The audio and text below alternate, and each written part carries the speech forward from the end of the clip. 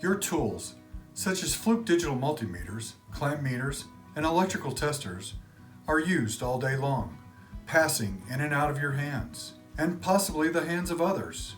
The CDC recommends regular cleaning of frequently touched surfaces like your meters. Cleaning does not kill germs, but removes them.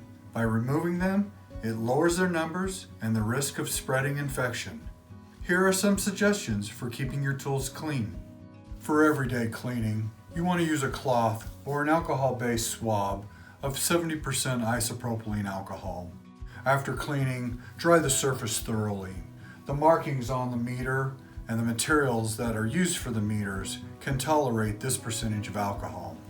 You can also use 3% hydrogen peroxide solution for cleaning your tools as well. Don't immerse the product in soapy water. This may create an electrical shock and damage to the inputs. You also don't want to use higher percentage alcohol other than 75%, as that might start tearing the writing and the print off of the meter. You don't want to use industrial or abrasive cleaners, as this may also damage the face of the meter.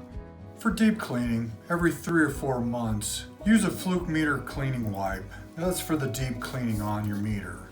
But don't use this repeatedly on the acrylic of your window, as this may damage the window. Finally, test tools that are rated IP67, like the 87 Max and EX flashlights, are waterproof and dustproof.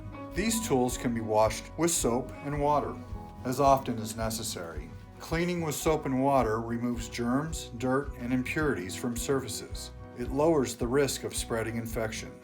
Refer to CDC for additional guidelines on cleaning and disinfecting surfaces.